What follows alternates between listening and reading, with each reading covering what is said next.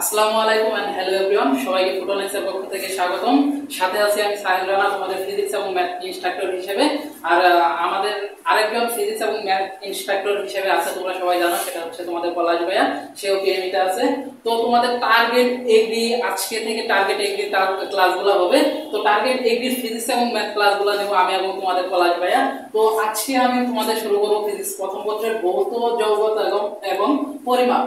তো ভৌত জগৎ এবং পরিমাপ দিয়ে শুরু করবো। এবং তোমাদের জানো যে তোমাদের সিলেবাসে 8টা অধ্যায় আছে। তো 8টা অধ্যায়ের আমি 8টা ক্লাস আনবো, যেহেতু তোমাদের কৃষি এক্সামের ডেট করে গেছে, যে সামনের মাসের 4 তারিখ, বেশি সময় নাই। তো 8টা ক্লাসে আজকে আমরা চেষ্টা করব যে তোমাদের কি কি টপিক ওয়াইজ পড়লে যে এগিতে মানে একদম কমন আসবে সেই থিওরিগুলো পড়াবো, আর হচ্ছে তোমার কোশ্চেন ব্যাংকগুলো আজকেই সলভ করে দেবো। তো আজকে আমরা বেশি কথা না বলে শুরু করি আমাদের ক্লাস। তো দেখো, শুরুতে আমাদের ভৌত রাসায়নিক ভৌত জগৎ ও পরিমাপের অধ্যায়ে করতে হবে মাত্রা, একবারে একক করতে হবে, মাত্রা করতে হবে। তো এককগুলো আমরা জানি, এককগুলো কিভাবে, একক এসআই একক আছে, 3টা একক আমরা সচরাচর শিখি। একটা হচ্ছে সিজিএস, আর হচ্ছে পিএস, এমকেএস। তো এমকেএস কে আমরা এসআই একক বলি। তো এসআই এককের কিছু কিছু আছে যেগুলো তোমাদের ভার্সিটি এমসিকিউতে আসছে। তো দেখো, এরকম একটা কোশ্চেন আছে যে বায়ুতে আসছে যে আলোক বর্ষের একক কোনটা, যে কি আলোক বর্ষ কিসের একক। বায়ুতে কোশ্চেন আসছে, বায়ুতে তোমার 2016-17 সেশনে এই কোশ্চেনটা আসছে যে আলোক বর্ষের একক কোনটা। আমরা সবাই জানি আলোক বর্ষের একক, আলোক বর্ষ কিসের একক, আলোক বর্ষ কিসের একক, সবাই জানি যে এটা দূরত্বের একক। তো এরকম আরো ছোট ছোট কোশ্চেন আসবে, এই ছোট ছোট কোশ্চেন গুলা তোমাদের ভুল করা যাবে না। তারপরে এরকম আরো অনেক একক আছে যেগুলোকে আমাদেরকে জানতে হবে। এককের জানো যে একক খুব সহজ বিষয়, যত একক আছে তোমাদের এই এককগুলা শিখে ফেলতে হবে। আর তারপর হচ্ছে মাত্রা। তো মাত্রা নিয়েও কিন্তু কৃষি ভার্সিটিতে অনেক কোশ্চেন আসছে, সেই কোশ্চেনগুলো আমরা দেখবো যে মাত্রা কি। মাত্রা শিখতে হলে আমরা কয়েকটি বিষয় দিয়ে শিখবো, যেমন ধরো মাত্রা ধরো আমরা বেগের মাত্রা শিখবো, আমরা একক শিখলাম, আরো একক শিখবো, একক মাত্রা এবং সমীকরণের সাথে আমরা সম্পর্ক শিখবো। তো আমরা দেখো একক থেকে যদি মাত্রায় আসি, তো মাত্রায় দেখো যদি আমরা ধরি যে বেগের মাত্রা কি, তো বেগের আমরা সমীকরণটা আগে দেখবো যে বেগ v=s/t। তো আমরা একটা জানি যে দূরত্ব, যে s সরণের মাত্রা হচ্ছে l।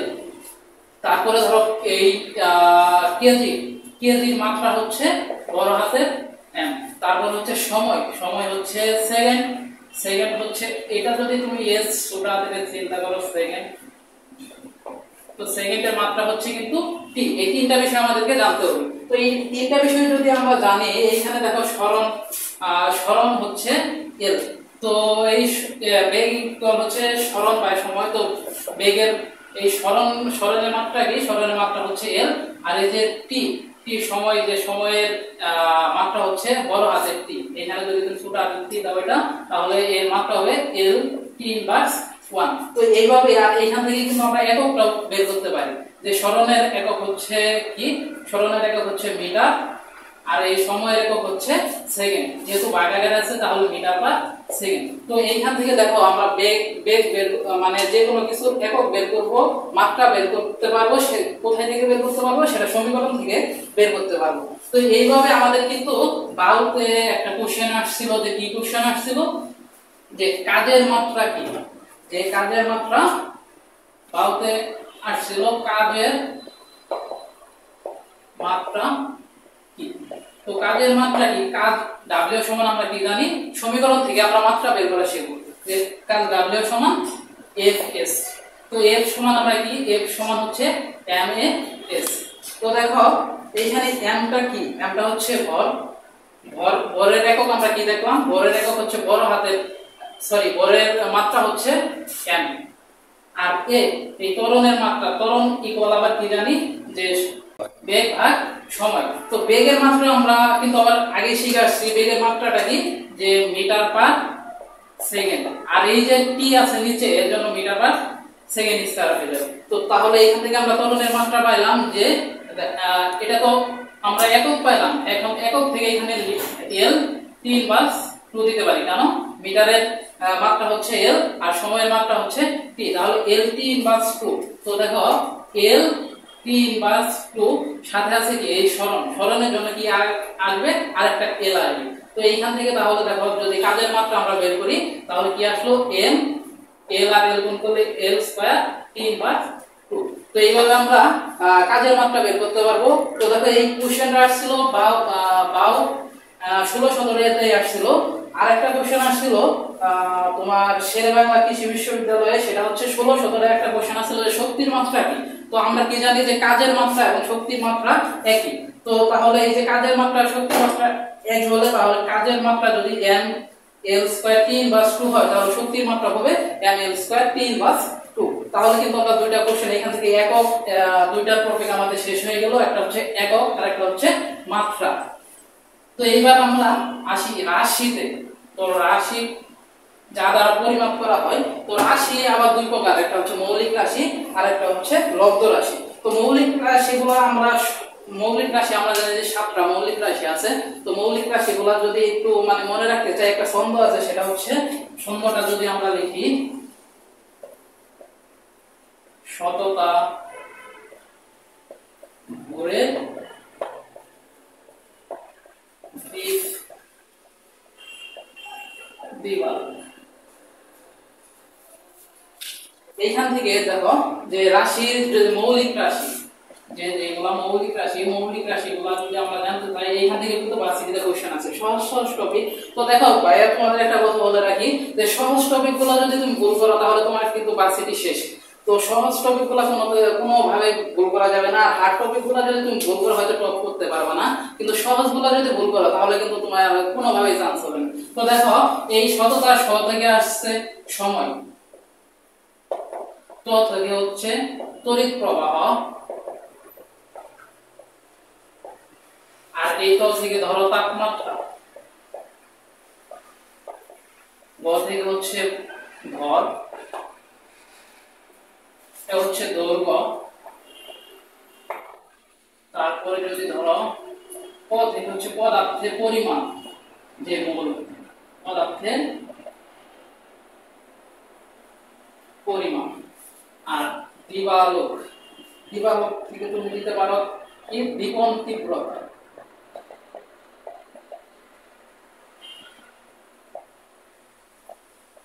তাহলে দেখো আমরা মৌলিক রাশি জানি কয়টা, যে 7টা। এটা আমরা সহজে কিভাবে মনে রাখতে পারি যে শততা ভরের দিক দিবালোক, শ থেকে আসছে সময়, ত থেকে তড়িৎ প্রবাহ, ত থেকে বা তাপমাত্রা, ভরের থেকে হচ্ছে ভর, দ্বীপের দ্বীপ থেকে হচ্ছে দৈর্ঘ্য, প থেকে হচ্ছে পদার্থের পরিমাণ, আর দিবালোক থেকে হচ্ছে দীপন তীব্রতা।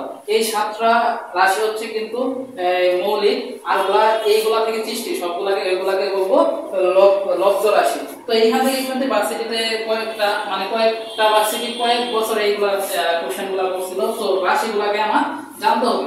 এখন দেখো এই রাশিগুলাকে কিভাবে পরিমাপ করতে হয়, সে যে কি দ্বারা পরিমাপ করতে হয় সেই যন্ত্রগুলোর থেকে কিন্তু কয়েকটা ভার্সিটিতে কোশ্চেন আসছিল। যে বায়ুচাপ কোন যন্ত্রের মাধ্যমে মাপা হয়, সেটা হচ্ছে ব্যারোমিটার। তারপরে বায়ুতে জলীয় বাষ্পের পরিমাপ, যে বায়ুচাপ যে যন্ত্রতে মাপা হয় সেটা হচ্ছে ব্যারোমিটার। তারপরে হচ্ছে বায়ুতে জলীয় বাষ্পের পরিমাপ, বায়ুতে জলীয় বাষ্পের পরিমাপ,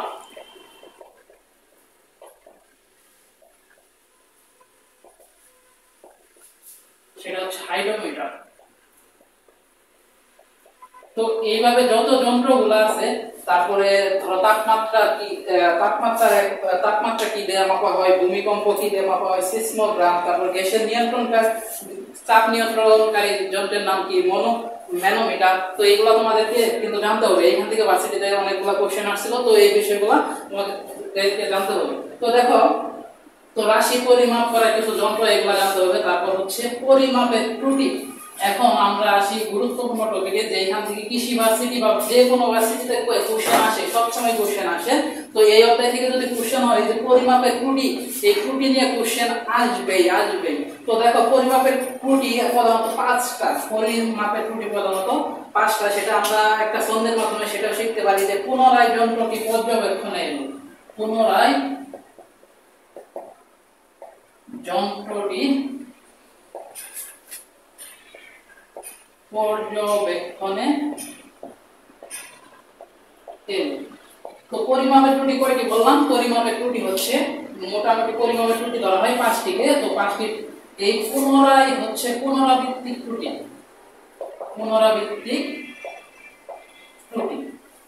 এই যন্ত্রটি যদি এখান থেকে বলি যান্ত্রিক ত্রুটি, যান্ত্রিক ত্রুটি। তারপর হচ্ছে পর্যবেক্ষণ থেকে পর্যবেক্ষণ ত্রুটি, পর্যবেক্ষণমূলক ত্রুটি।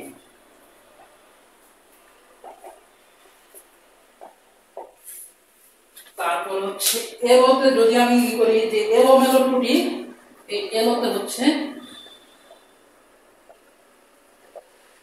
এলোমেলো ত্রুটি, আর লতে হচ্ছে লঘিষ্ঠ গণন ত্রুটি, লঘিষ্ঠ গণন ত্রুটি। তো দেখো তাহলে এই পরিমাপের ত্রুটি কয়টা? প্রধানত যে পরিমাপের ত্রুটি 5টা, সেটা আমরা কিভাবে মনে রাখবো?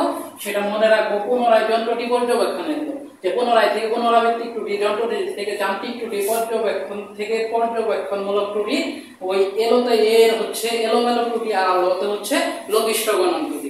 তো এইভাবে আমরা পরিমাপের ত্রুটি যে 5টা এইভাবে আমরা মনে রাখতে পারি। তো দেখো এখান থেকে যে 5টির মধ্যে যে যান্ত্রিক ত্রুটি, এই যান্ত্রিক ত্রুটিকে আবার 3 ভাগে ভাগ করা হয়।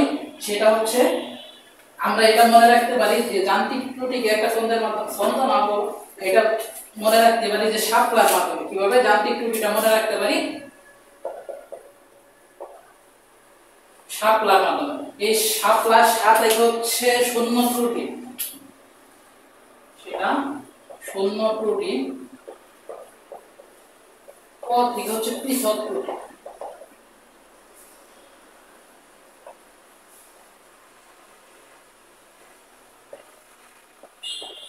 আর এই ল থেকে হচ্ছে লেভেল ত্রুটি।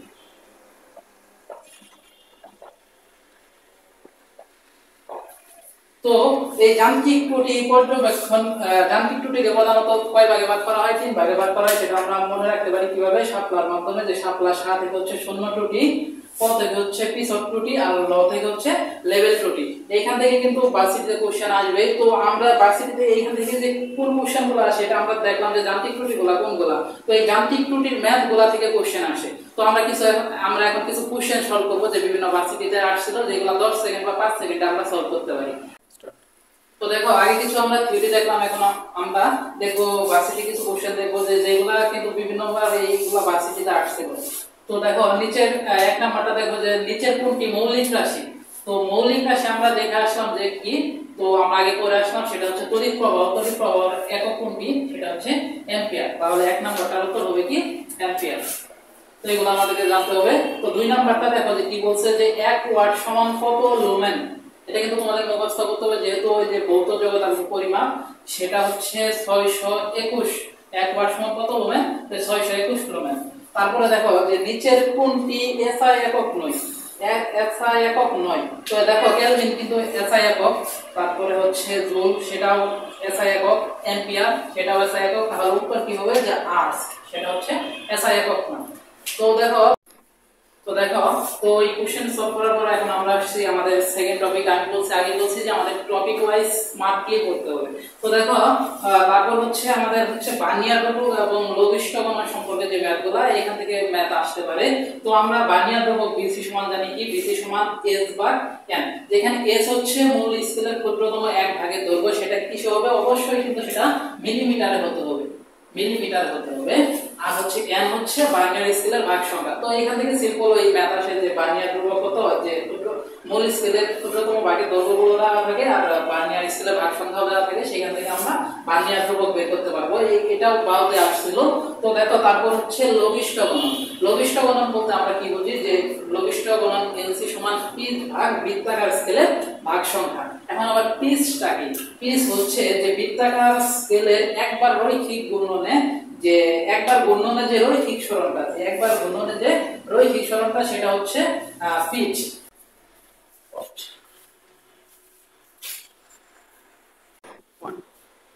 আচ্ছা, যে টপিকটা বললাম যে সবচেয়ে গুরুত্বপূর্ণ যে ত্রুটি সংক্রান্ত গাণিতিক ম্যাথ, প্রত্যেকটা ভার্সিটিতে যদি এই অধ্যায় থেকে কোশ্চেন আসে, একটা কোশ্চেন তুমি কমন পাবাই এবং যেটা জাস্ট 10 সেকেন্ডে তুমি সমাধান করতে পারো। আচ্ছা, এটা বোঝার জন্য তাহলে আমরা থিওরিটা একটু বলি। তো দেখো, সিলিন্ডারের আয়তনের আসছে যে পরিমাপকৃত ত্রুটি, শতকরা ত্রুটি, গোলকের আয়তনে শতকরা ত্রুটি, প্রাইভেট প্রস্থচ্ছেদের ক্ষেত্রফল সংক্রান্ত যে শতকরা ত্রুটি, তারপর আরো বৃত্তের ক্ষেত্রফল সংক্রান্ত ত্রুটি আসে। তো আমরা এই ত্রুটিগুলো কিভাবে সহজে নির্ণয় করতে পারি সেটা একটু দেখি। যে সিলিন্ডারের আয়তন সমান আমরা কি জানি, যে সিলিন্ডারের আয়তন হচ্ছে পাই আর স্কয়ার এইচ। তো এখানে দেখো, যদি ত্রুটি সংক্রান্ত ম্যাথ হয় তো এখানে দেখো পাইটা হচ্ছে ফিক্সড।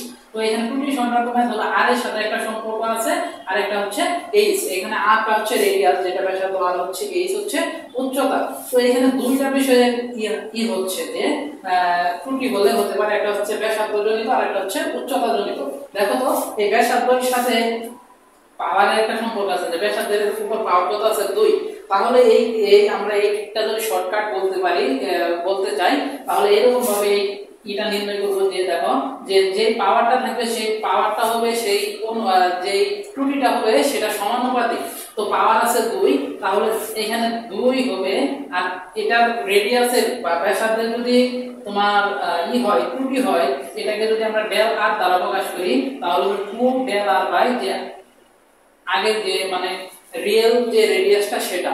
আর আর কি সমস্যা হতে পারে দেখো তো, আর উচ্চতা জনিত আরেকটা সমস্যা হতে পারে। তো উচ্চতা জনিত যদি সমস্যা হয় তো সেটার সাথে দেখো তো উচ্চতার পাওয়ার কত আছে, পাওয়ার 1 আছে, মানে তাহলে সেটাকে আর সহগ দিতে হবে না। তো এইখানে তাহলে দেখো ডেল এইচ যে উচ্চতা সংক্রান্ত যে বলটা আছে আর রিয়েল যে উচ্চতাটা আছে সেটা এইভাবে দেবো। তাহলে দেখো, সিলিন্ডারের আয়তনের ক্ষেত্রে যদি তোমার রেডিয়াসের শুধু মানে রেডিয়াস এবং উচ্চতা জনিত দুইটা বলি থাকে, তাহলে যদি বলে শতকরা ত্রুটি নির্ণয় করো তাহলে কিন্তু সূত্রটা এরকম হবে যে 2 ডেল আর ভাগ আর আর plus del H by H. এখন দেখো, তোমাদেরকে কোশ্চেন করি, যদি দেখো উচ্চতার ভুল নাই, যে ত্রুটি নাই, শুধু রেডিয়াসের ত্রুটি আছে, তো সেই ক্ষেত্রে সিলিন্ডারের আয়তন সংক্রান্ত যদি শতকরা ত্রুটি আসে তখন কিন্তু এই যে ডেল এইচ বাই এইচটা থাকবে না, তখন এই সূত্র প্রয়োগ করতে হবে যে 2 ডেল আর ভাগ আর। আর যদি দেখো যে রেডিয়াস সংক্রান্ত কোনো মানে ত্রুটি নাই, ত্রুটি শুধু উচ্চতা সংক্রান্ত, তখন কিন্তু সিলিন্ডারের আয়তন হবে, আয়তনে যে শতকরা ত্রুটিটা হবে সেটা হবে ডেল এইচ বাই এইচ। আশা করি বুঝছো। তো ম্যাথগুলো করলে আরো সহজেই সেটা ক্লিয়ার হবে। তারপর আমরা আসি যে গোলকের আয়তন। গোলকের আয়তন কি? গোলকের আয়তন আমরা জানি 4/3 পাই, 4/3 পাই আর কিউব, তাই তো? তো 4/3 পাই আর কিউব। দেখো তো এইখানে এই যে আমি বলছি, দেখো 4/3 হচ্ছে কি ধ্রুবক আর পাই হচ্ছে ধ্রুবক, এগুলোর মান হচ্ছে ফিক্সড। তো আর কিউব, তো এখানে যে গোলকের আয়তন যদি আমরা শতকরা গোলকের যে আয়তন সংক্রান্ত যে ত্রুটিটা আমরা নির্ণয় করব সেটার সাথে পরিবর্তন হতে পারে চলক একমাত্র হচ্ছে সেটা রেডিয়াস। তো এইখানে যদি পরিবর্তন হয়, যে রেডিয়াস পরিবর্তন, যে রেডিয়াস যদি ভুল জানি তাহলে আমরা যে গোলকের আয়তন সংক্রান্ত ম্যাথগুলো করতে গিয়ে শতকরা যে ত্রুটিটা ভুল করতে পারি। তো দেখো, তো আর কিউবে এখানে পাওয়ার কত আছে 3। তো আমি বলছি যে পাওয়ারের সাথে একটা সম্পর্ক আছে, তো পাওয়ারটা কত আছে 3, তাহলে 3টা সহগ হয়ে যাবে। আর পরিবর্তন হতে পারে শুধু আর, তাহলে ডেল আর ভাগ হচ্ছে রিয়েল যে আগের রেডিয়াসটা সেটা। আশা করি ক্লিয়ার। দেখো তো, গোলকের আয়তন সংক্রান্ত যে এখানে চলক শুধু কি থাকবে রেডিয়াস, রেডিয়াসের পাওয়ার আছে 3, তাহলে 3 বসবে সামনে, ডেল আর ভাগ আর। তো এইভাবে আমরা গোলকের কি নির্ণয় করব, যে গোলকের আয়তন সংক্রান্ত যে ম্যাথগুলো আসবে একদম ইজি ভাবে, যে 3 ডেল আর যেটা বলতে দেওয়া থাকবে আর রিয়েল যেটা দেওয়া থাকবে, যে এটা হচ্ছে ডেল আরটা হচ্ছে কি যত ত্রুটিটা দেওয়া থাকবে ত্রুটি, আর আরটা হচ্ছে তার রেডিয়াস যে যে রিয়েল যে ব্যাসার্ধটা দেওয়া থাকবে। তো এইভাবে দেখো, পাইপের প্রস্থচ্ছেদের ক্ষেত্রফল যদি আমরা দেখি, যে পাইপের প্রস্থচ্ছেদের ক্ষেত্রফল সমান পাই কি পাই আর স্কয়ার। তো দেখো তো এইখানে কি যে আর এর সাথে সম্পর্ক পাই তো ফিক্স, তো এখানে যদি পাইপের প্রস্থচ্ছেদের ক্ষেত্রফল শতকরা 2 আসে তাহলে সূত্রটা কেমন হবে যে 2টা সামনে বসবে গুণন হচ্ছে আর ডেল আর যে রেডিয়াস সংক্রান্ত যে ভুলটা দেওয়া আছে সেটা আর হচ্ছে তার রিয়াল যে রেডিয়াসটা। তো এরকম কিন্তু সূত্রটা হবে। দেখো এই কোশ্চেনগুলো আমরা কোশ্চেন সলভে আসতেছি, কোশ্চেন সলভগুলো দেখলে তোমরা ক্লিয়ার হয়ে যাবে যে এগুলা কিভাবে কাজ করে, কিভাবে আমরা দ্রুত এগুলা সলভ করতে পারবো। আচ্ছা দেখো এখন আমরা কোশ্চেনগুলো সলভ করি। দেখো কোশ্চেন সলভ করলে তোমাদের যে থিওরিটা পড়াইছি থিওরিটা ক্লিয়ার হয়ে যাবে। তো দেখো প্রথম এক নাম্বারটা দেখি যে একটি বৃত্তের ব্যাসার্ধ 2.5 প্লাস মাইনাস 0.2 সেন্টিমিটার হলে এর ক্ষেত্রফল পরিমাপের শতকরা ত্রুটি কত? দেখো তো কিসে বলছে যে বৃত্তের ব্যাসার্ধ দেওয়া আছে আর এটা হচ্ছে ক্ষেত্রফল সংক্রান্ত পরিমাপ। তো বৃত্তের ক্ষেত্রফল সমান জানি আমরা কি পাই আর স্কয়ার। তো এখানে দেখো তো এই যে আর এর সাথে যে সম্পর্কটা আর এর পাওয়ার কত 2, তাহলে এইখান থেকে তাহলে আমি যে শিখাইলাম যে তোমাদের সেটা কি হবে যে 2 ডেল আর ভাগ হচ্ছে যে পাওয়ার হচ্ছে 2, তাহলে 2 ডেল আর ভাগ হচ্ছে আর। তো দেখো তো এখানে আর এর মান কত দেওয়া আছে যে কোশ্চেনে আর এর মান দেওয়া আছে 2.5 আর ডেল আর এর মান দেওয়া আছে 0.2। এটা হচ্ছে ডেল আর এর মান আর এটার সাথে যেহেতু শতকরা ত্রুটি তাহলে কি গুণ করতে হবে 100 গুণ করতে হবে যে 100%। তো দেখো এখন আমরা মানগুলো বসাই যে 2 ডেল আর 2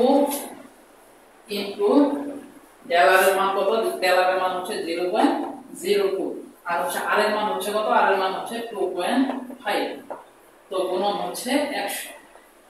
তো এখান থেকে যদি আমরা দেখো এই তাই আমাদের কিন্তু হাতে ক্যালকুলেশন করতে হবে। তো হাতে ক্যালকুলেশন করতে হলে দেখো এই যে নিচে যদি 10 দ্বারা গুণ করি এই এটা উল্টে যাবে পয়েন্ট আর উপরে যদি 10 দ্বারা গুণ করি এটা উল্টে যাবে, তাহলে এই যে 25 কে 100 দ্বারা কাটলে 4, তাহলে দেখো তো 2 দোকানে 4 4 4 হচ্ছে 16। তাহলে এটা উত্তর কত হবে বলো তো?